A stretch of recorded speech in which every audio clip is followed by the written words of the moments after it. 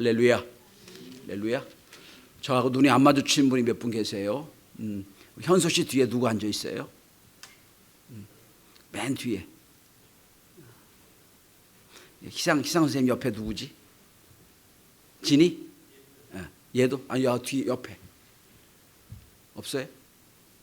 예. 저를 좀 봐주세요. 저 뒤쪽에는 민지 있는 것 같은데. 여러분, 말씀을 전할 때 눈이 안 마주치면 이 말씀이 안 들어가요. 왜? 사랑 고백하는 거거든요. 저는 지금 하나님 이름으로 사랑을 고백하는데 눈 안 마주치고 사랑 고백하는 사람 없잖아요. 그죠? 예. 제가 좋아하는 선생 중에 이어령 선생이 있습니다. 우리나라를 대표하는 최고의 지성인이라고 자타가 공인하는 분입니다. 문학계, 인문학계에서는 최고의 지성인이었습니다. 그런데 그는 오랜 동안 무신론자였습니다. 근데 그가 세례받고 하나님의 자녀가 됐고 나중에는 많은 사람에게 영향을 끼치고 기독교적인 문학을 많이 냈고 나중에는 그가 죽음까지도 신앙으로 회귀한 것을 우리에게 보여주었습니다.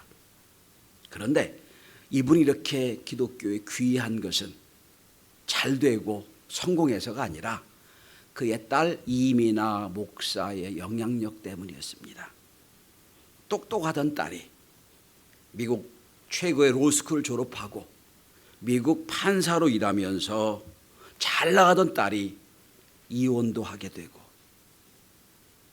눈 한쪽이 실명도 하고 그리고 외아들마저 세상을 떠나고 나중에는 본인도 암투병의 극심한 고통을 겪습니다.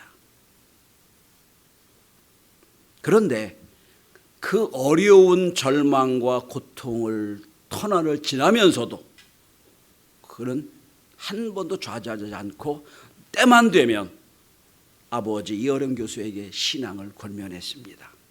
예수 믿으시라고. 내 평생 소원이 있다면 아버님이 예수 믿는 거라고 누누이 설명을 했고 결국 그 기도 응답으로 이어령 교수는 예수를 믿고 하늘나라 갑니다. 여러분, 딸이 잘 돼서 성공해서 하나님 만난 거 아닙니다. 눈에 넣어도 아프지 않은 딸이 이혼을 하고 실명을 하고 또 외손자가 죽고 암투병을 하고 그 절망을 지나면서도 그 딸이 고통과 절망과 소망 없는 세월을 지나면서도 견뎌내는 어떤 힘이 뭘까? 그것 때문에 예수 믿게 된 겁니다. 신방을 하다 보면 기도 제목을 이렇게 받다 보면 본인들, 가족들, 또한 남편과 아내들, 또한 어머니, 아버님들의 어려움을 이렇게 알게 됩니다. 주로 본인이나 본인의 자녀의 질병, 부모의 질병 때문에 걱정과 고민하는 분들을 많이 보게 됩니다. 저는 오늘 이 말씀을 소망을 잃어버리고 너무 힘든 인생을 사는 많은 성도들에게 말씀이 은혜가 되는 시간이 됐으면 좋겠습니다. 오늘 본문 얘기는 너무 간단해요. 너무 잘하는 말씀이에요. 회당장 야이로에게 사랑스러운 12살 딸이 있었는데 그 딸이 죽어가요. 그래서 예수를 찾아와서 내 딸을 고쳐달라고 내 딸을 살려달라고 애원하러 왔습니다. 와서 이제 예수님이 알았다고 니네 집에 가겠다고 해서 사람들을 데리고 자기 집으로 가는 중에 중간에 12년을 혈루증 부인병 앓는 여자가 와가지고 중간에 끼어듭니다. 시간만 지체됐어요. 이제 12년 혈루병 들은 여자를 다 고치고 다시 야이로 집으로 가려고 하는 때 집에서 전갈이 옵니다. 소식이 옵니다. 딸이 죽었습니다. 끝. 소망이 없는 거예요. 그런데 예수님 가서 고쳐주셨다, 살려주셨다는 이야기입니다. 오늘 본문에는 절망이 나오고요, 죽음이 나오고요, 질병이 나와요. 그런데 이 질병과 절망과 죽음을 넘어서는 하나님의 은혜가 있습니다. 절망으로 끝나지 않고 죽음으로 끝나지 않아요. 질병으로 끝나질 않아요. 그 속에 하나님이 놀라운 은혜가 있습니다. 저는 그래서 이 말씀을 통하여 오늘 소망이 없다고 생각하는 많은 사람들에게 하나님의 놀라운 은혜와 하나님의 놀라운 함께 하신 역사가 있게 되기를 간절히 소원합니다. 첫째로, 질병은 인간을 겸손하게 합니다. 여러분, 아무리 위대하고 아무리 똑똑하고 아무리 교만한 사람도 아파서 병원 가면 병원 의사 앞에서는 아주 3살짜리 어린아이가 됩니다. 왜? 아니, 이분 말대로 해야 내가 살 거거든요. 그렇게 겸손할 수가 없어요. 겸손해집니다. 여러분, 오늘 주인공 회당장은 당신의 지성인이에요. 권력자입니다. 신앙적으로는 지역의 영적인 문제를 책임지고 있는 사람이에요. 대단히 훌륭한 분입니다. 대단히 지위가 있는 분이에요. 절대로 무릎 꿇지 못한 사람이에요. 로마 황제 이외에는 무릎 꿇은 적이 한 번도 없어요. 그만큼 권위가 있는 사람이에요. 배울 만큼 배웠고 능력도 있고 권위도 있고 다 지역적으로 인정받는 사람이에요. 여러분, 이 회당장이 나이 30살 되는 아직은 어리게 보이는 예수 앞에 와서 무릎 꿇을 사람이 아니에요. 절대로 무릎 꿇을 수가 없어요. 근데 오늘 본문을 보시면 22절에 보면 얼마나 겸손한 줄 아세요? 발 아래 엎드렸다고 돼 있어요. 발 아래 엎드렸어요. 뿐만 아니라 23절에 보니까 간곡하게 구했다고 그랬어요. 무엇이 이렇게 회당장 그 권위가 있고 지식이 있고 그 다음에 능력이 있는 이 일을 겸손하게 했을까요? 그것은 그의 자존심을 그렇게 내려놓게 한 가장 큰 원인은 어린 딸, 사랑스러운 딸이 죽어가기 때문이에요. 여러분, 질병은 때로 하나님이 주신 은혜인데 그건 나를 겸손하게 만드는 거예요. 오늘 이 어린 딸 했다면 절대로 이 회당장이 와 예수를 찾아올 일도 없었고 예수 찾아온다고 해도 무릎 꿇을 일이 없어요. 간절히 구할 일도 없어요.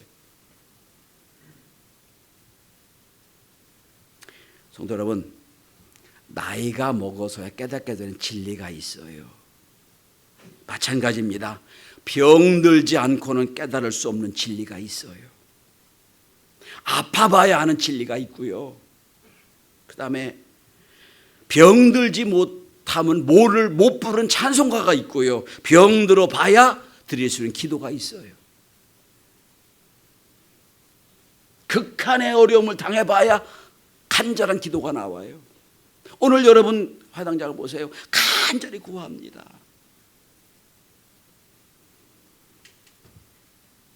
사람들이 중한 질병을 얻으면 궁극적 결말도 은연중에 생각하게 돼. 이러다 죽으면 어떡하지? 이러다 죽으면 내가 어떡하지? 이렇게 궁극적인 질문을, 죽음에 대한 질문을 얻게 됩니다. 그러면 겸손해지는 거예요. 아, 인생 아무것도 아니구나 깨닫게 되는 거예요. 이게 겸손이에요. 기고만장합니다. 막 목이 뻣뻣해요. 다 가진처럼 보여요. 어느 하나님이 딱 질병을 주시면 꼼짝 없습니다. 이 하나님의 방법이에요. 성도 여러분, 혹시 질병을 얻으셨습니까? 여러분 자녀나 여러분 부모나 여러분 가족이 질병이 있으십니까? 그때 낮추시게 하고 나는 아무것도 아닙니다. 겸손을 배우는 시간입니다. 그리고 주님께 더 의지할 수 있는 시간이에요. 사도 바울은 이걸 고린도후서 12장 9절에 이렇게 말합니다. 나의 약한 것들에 대해 내가 자랑하리니 이는 그리스도의 능력이 내게 머물게 함이라 그랬어요.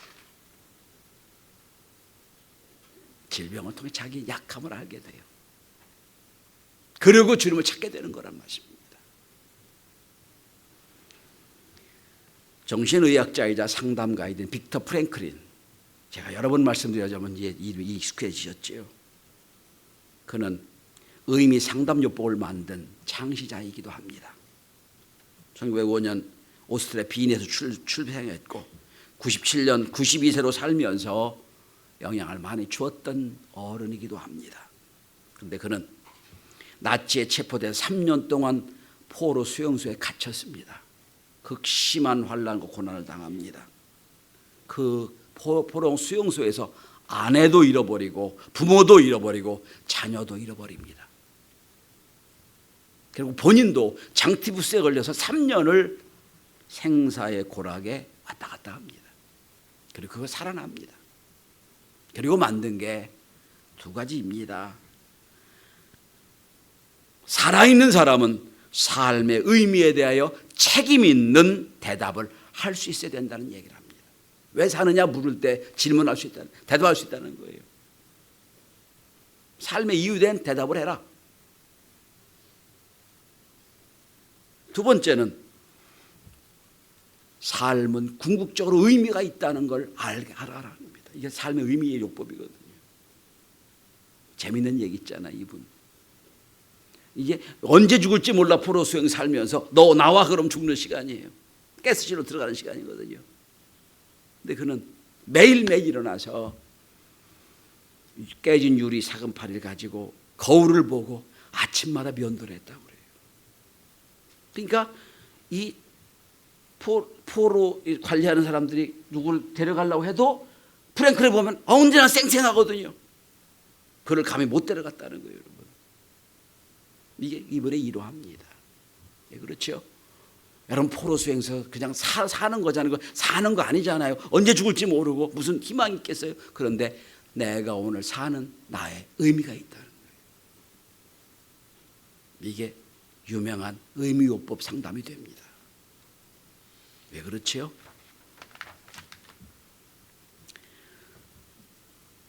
야이로의 집에 사랑하는 딸이 병들므로 야이로가 예수 앞에 와서 무릎을 꿇습니다. 간절히 간구합니다. 내 딸이 죽어가오니 제발 오셔서 내 딸을 살려달라고. 그간 가지고 있던 지식, 명예, 권위, 집이 다 버립니다. 이제 이후로 이 야이로의 인생이 새로운 인생으로 걸어가게 되는 거예요. 이게 하나님 주신 은혜예요. 두 번째는 오늘 이 절망은 인간의 한계를 넘어서게 만듭니다. 한계를 넘어서게 해요. 자, 야이로의 겸손한 고백을 들으시고 아주 황제에게 하는 절을 받으시고 주님이 알았다고 야이로 집에 갑니다. 이 권위 있는 야이로가 30살 먹은 예수에게 무릎 꿇는 걸 본 사람은 충격을 받습니다. 있을 수가 없는 얘기거든요, 이거죠. 이 사람들이 막 웅성웅성하면서 야이로의 집에 어떤 일이 벌어질까 하고 함께 갑니다. 지금 많은 사람들이 지금 야이로의 집에 갑니다. 근데 가다 보니까 12회를 혈루증한 여인이 싹 끼어들어요. 고침받을 수 없는 사람이 예수 옷만 만져도 고침받을 생각을 하고 예수의 뒤로 와서 옷을 잡습니다. 고침받았죠. 낯서요. 예수님이 누가 내 옷에 손을 대느냐 하면서 옥신각신합니다. 그런 시간이 지체돼요. 그러고 다시 출발하는데 야이로 집에서 급한 소식이 옵니다. 딸이 죽었다는 거예요. 그러니 오늘 본문이 이렇게 시작합니다. 35절입니다. 회당장에게 이르되 당신의 딸이 죽었나이다. 어찌하여 선생을 더 괴롭게 하나이까. 갈 필요가 없다는 거예요. 이제는 죽었으니까. 죽어가면 가능성이 있어요. 아직 죽지 않았으니까. 중병에 걸려도 아직 희망이 있어요. 아직 안 죽었으니까. 죽었어요. 이제 끝났어. 더 이상 올 필요가 없어요.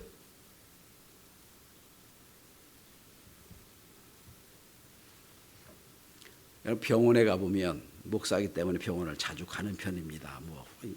하는 편인데 중환자실에 있던 분이 숨을 거두게 되면 여러분 그때 참 마음이 쌩하는데 주렁주렁 걸렸던 그걸 다 떼요. 다 떼고 쫙 정리하고 싹 나가버려요. 그때 허무함 너무 냉정하더라고요.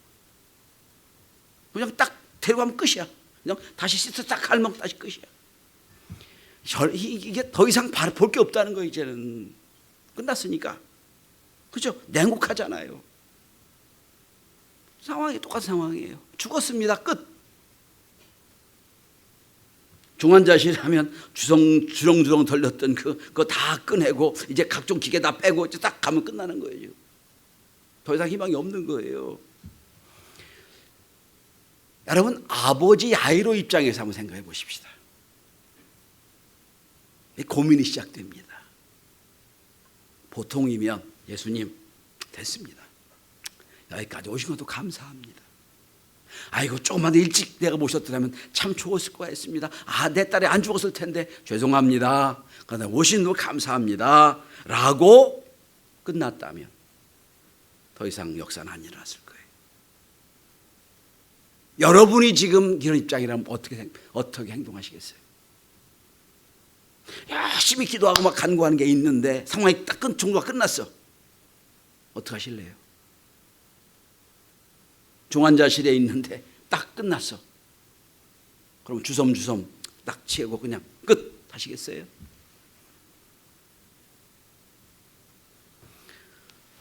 자, 지성은 여기서 끝이에요. 지식은 여기서 끝이에요. 죽었으니까, 숨이 끊어졌으니까 내가 아는 지식은 여기서 끝이야. 그런데 여기서 한 단계 신앙이 더 높아져야 됩니다. 여러분, 지성은 끝이지만 생명이신 예수, 다시 살아나신 예수, 부활의 예수를 다시 믿고 시작할 시작입니다. 이게 요 순간이에요. 그러면 여러분 오늘 본문이 마시 바랍니다. 여러분 지금 35절 36절 사이의 행간을 보시면 야이로가 지금 고민하고 있어요. 내가 아는 지성은 끝이야. 여기서 끝이야. 더 이상 방법이 없어. 어떻게 하면 될까? 아이고 예수님 감사합니다. 끝이어야 되나? 아니면 어떻게 해야 되나? 그때 여러분 36절에 예수님이 그 말을 듣고 야이로의 마음을 아시고 말씀하신 장면이 오늘 본문의 제목이에요. 뭐라고 말씀하십니까? 두려워하지 말고 믿기만 하라. 두려워하지 말고. 지금 여러분 두려움이 있어요. 지금 야이로는 죽었으니까. 죽음이 여러분 최고의 두려움이 업습에 옵니다. 그걸 아세요. 주님 말씀하십니다. 두려워하지 말고 믿기만 하라. 이 여름 교수는 이 순간을 이렇게 표현합니다.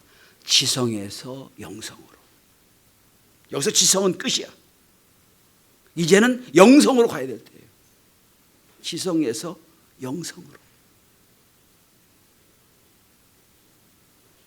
이 여름 교수가 참 재미있는 아주 유명한 말을 했습니다. 절망해 보지 않은 사람은 결코 영성을 얻을 수가 없다. 이게 한 인간의 한계다. 절망을 경험해야 그 뒤에 영성이 열린다는 거예요. 지성에서 영성으로 해요. 엘리자베스 쾌블러 로스라고 하는 상담학자가 죽음학자가 있습니다.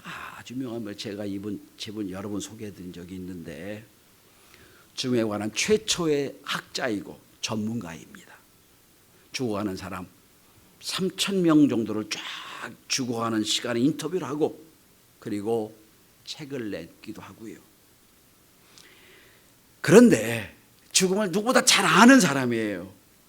근데 막상 자기가 암에 걸리고서는 감당을 못하고 있는 거예요. 너무 힘들어하는 거예요. 그걸 본 기자가 물었습니다.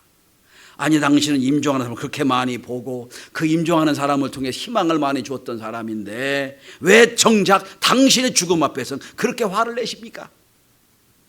그렇게 못 견디하십니까? 라고 물었다고 그래요. 쾌볼로스는 이런 말을 했습니다. 지금까지 내가 말한 것은 타인의 죽음이었기 때문이었습니다 라고 말했다고 그래요. 이해가 되시는지요? 응?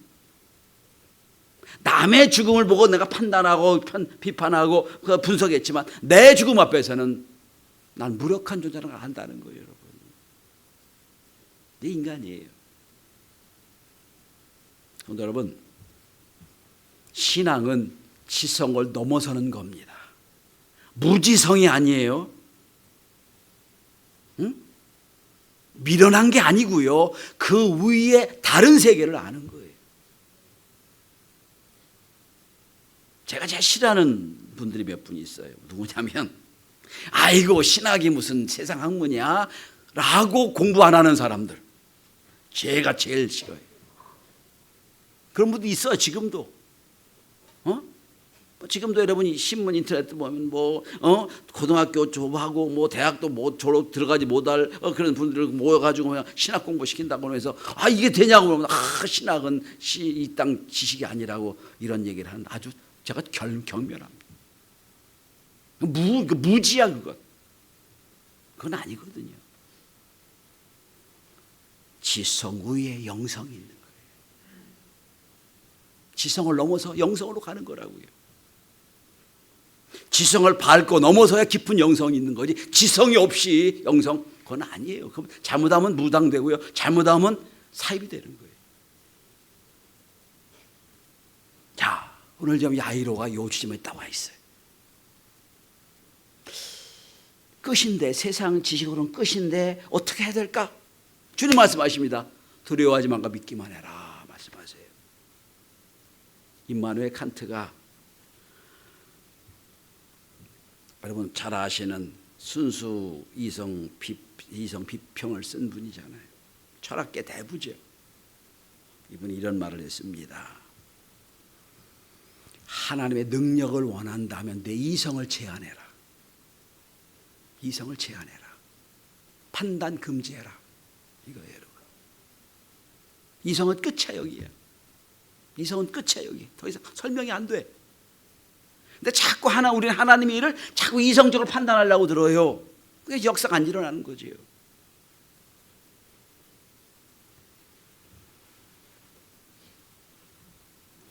만약에 하나님의 일하심이 내 짧은 이성과 지성으로 다 이해가 된다면 그건 내 이성의 테두리, 지성의 테두리 안에 하나님이죠. 그거 넘어서지 못하잖아요. 오늘 똑같아요. 지성은 끝이야. 그 다음에 뭐가 있어야 돼요? 하나님의 역사가 있어야 되거든요. 오늘 여러분 어떻게 하십니까? 두려워하지 말고 믿기만 하라 하십니다. 그리고 나서 전혀 생각하지 못했던 전혀 어떤 추측이 안 되는 달리 다금하시면서 이 아이를 일으켜 세우십니다. 지성으로 이해가 됩니까? 안 되죠.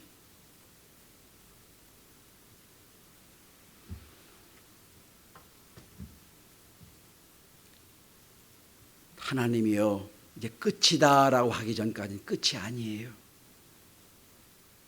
하나님이 너 끝났다 하기 전까지는 끝이 아니라고요. 오늘 아직도 하나님 예수님 말씀하십니다. 두려워하지 말고 믿기만 하라 말씀하세요. 믿기만 해라. 여러분 신앙은 바로 이렇게 초월하는 데 있어요. 내 인간의 한계를 넘어서는 걸 믿는 것 신앙이라고 그럽니다. 자, 마지막 세 번째입니다. 오늘 하나님은 이 절망과 이 질병 속에 있는 야이로의 집에 깊은 믿음을 갖게 하십니다. 이게 예수님 말씀을 듣고 반 의문도 갖기도 하고 반 기대 갖기도 하고 예수님을 모시고 이미 죽은 내 딸이 있는 집으로 갑니다.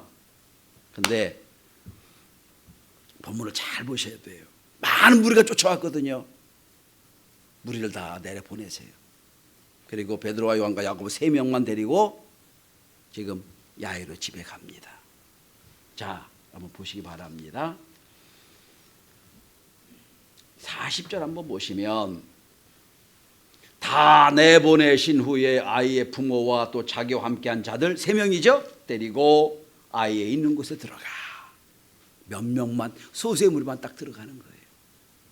들어가서 누워있는 아이, 죽은 아이의 손을 잡아 일으키십니다. 달리다금.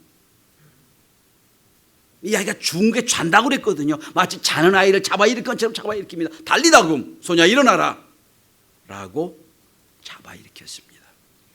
살아났습니다. 그럼 제가 여러분 질문해 볼게요. 그럼 이 달리다금 이 아이가 살아났는데 안 죽었을까요? 또 죽었어요. 또 죽었잖아요. 지금까지 살아있지 않잖아요. 그죠? 죽었어요. 어떻게 죽은지 몰라요. 그 다음에 아이가 살아났지만 다시 또 질병으로 죽었는지 오래다 죽었는지 우리는 몰라요. 성경에 안 나와 있거든요. 어쨌든 죽은 건 사실이에요.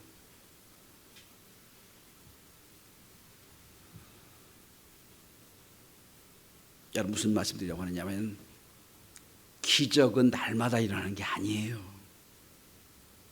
야이로 집에 큰 은혜를 주셨어요. 앞으로 이 야이로 집에 죽음도 있었을 거고 질병도 있었을 거예요. 그러나 이 한 번의 깊은 은혜의 경험을 한 야이로는 흔들림이 없을 겁니다. 그때 그 은혜로 이 아이가 살아났는데 이 은혜가 평생 가는 거예요. 깊은 은혜가 있는 거예요. 저희 아버님이 평생 목회하셨는데 그 목회를 했던 가장 기본적인 원인이 저였습니다. 어릴 때 소아마비로 죽지 않으면 반신불수했습니다. 한 아이를 데리고 기도원에 가서 기도하고 저를 고쳐주셨거든요. 그리고 저를 목사로 서원했어요. 그게 아버님의 일평생 목회 현장이에요. 저도 마찬가지예요. 아시는 대로 몇 달 전 60대 중반에 병원 가서 의사 3명으로부터 아이고 어떻게 걸어오셨어요? 어떻게 말도 하시네요? 이 말 똑같이 들었어요. 기적으로 살아오셨네요. 여러분 제가 안 죽나요? 죽을 거예요. 언젠가는. 그죠? 그러나 전 그걸 알아요. 하나님이 함께 하시는구나. 이 깊은 은혜의 경험이 일평생을 가는 거예요. 이게 뭐예요? 깊은 은혜를 갖게 하시잖아요. 이건 아무도 몰라요. 예수의 제자 3명과 야이로의 부모만 아는 거예요. 아무도 모르는 비밀, 은혜의 비밀이 있는 거예요. 여러분 우리 신앙도 마찬가지예요. 날마다 기적과 날마다 이적이 일어나는 게 아니잖아요. 그러나 어느 순간 어느 해 큰 놀라운 은혜를 받고 그 은혜 평생 가는 거예요. 그때 하나님 은혜 주셨는데 하나님 살아계신데 지금도 역사하시는데 이 믿음 갖고 사는 거예요.